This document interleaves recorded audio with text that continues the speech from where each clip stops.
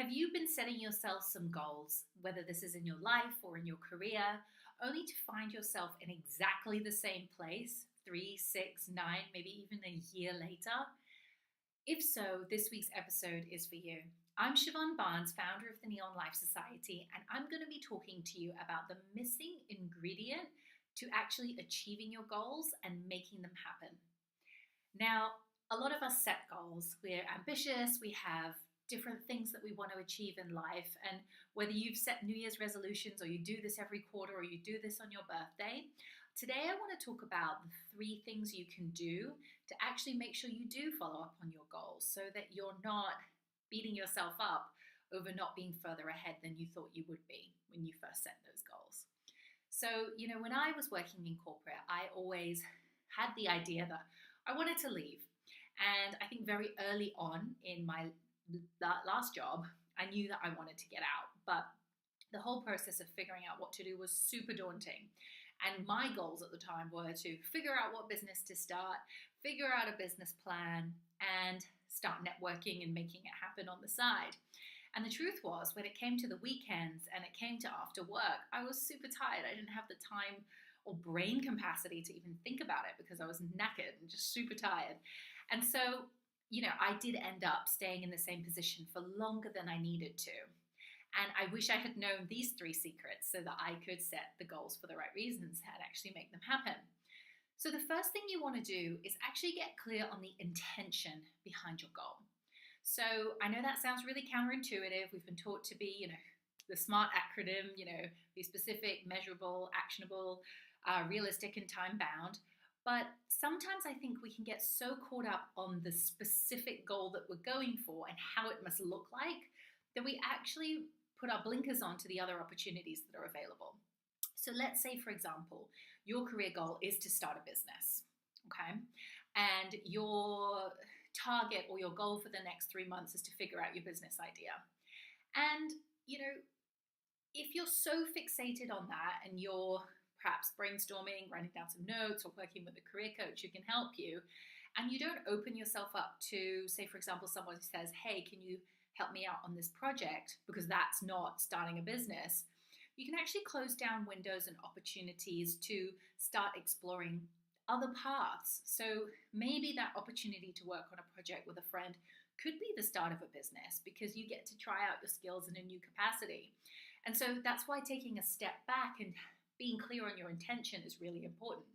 So in that example, rather than being like, I have my business idea down in 3 months, it's I fully align to a career path or business path that is a great fit for my skills, will fulfill me at a deeper soul level, and will allow me to earn an income so that I can eventually transition into it full time.